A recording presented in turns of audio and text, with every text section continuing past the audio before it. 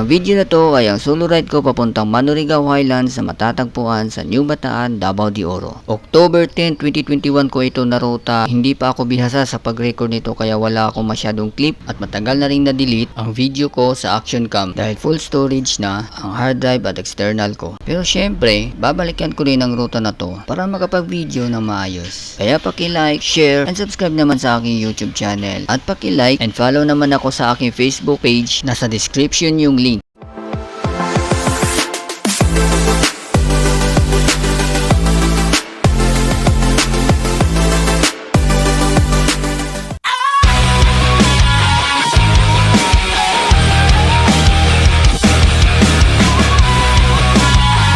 .344 na madaling araw ang aking ride out. Yung action cam ay nakamount pa sa handlebar dahil hindi pa ako komportable magsuot ng chest mount.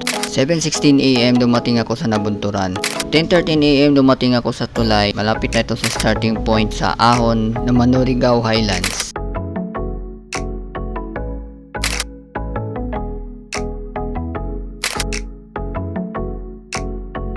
One eternity later. Ganito lang naman ka-rough road ang daan sa Manurigao. From starting point hanggang doon sa dulo. Mahirap siyang ipidal sa mga nakaslick type na dulong kasi dumudulas. Santa Rica dyan. Anlitula ka talaga dito. Atay. Ayoko.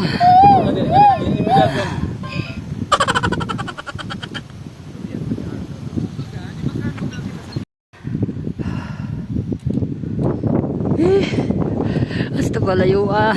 Huwag kayo iiyak.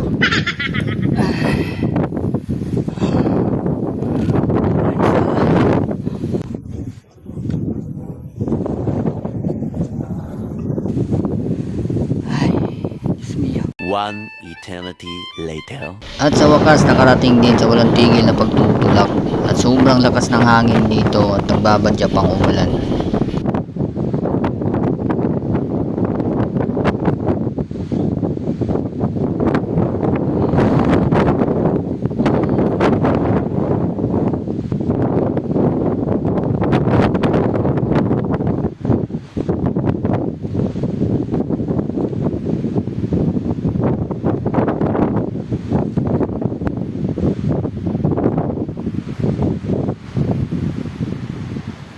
Saking hangin, bagyo.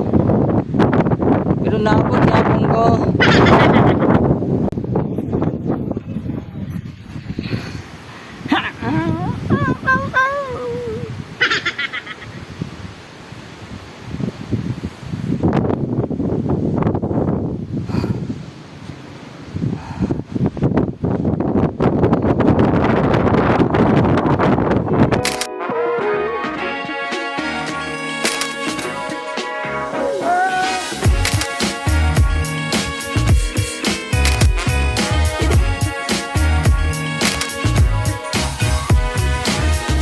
.28 ng tanghali ay kumain na din ako sa tabilan din ng kalsada habang nakatingin sa magagandang tanawin. After 2 hours ay nakababa na rin ako sa Manurigao at alas 4 na nakarating ako sa boundary ng Mawag. Pagdating ko ng Panabo ay inabutan ako ng malakas na ulan at syempre bumili na rin ako ng bingka sa Nabunturan para may pasalubong pag-uwi. At dito na rin magtatapos ang video. Maraming salamat sa panunood.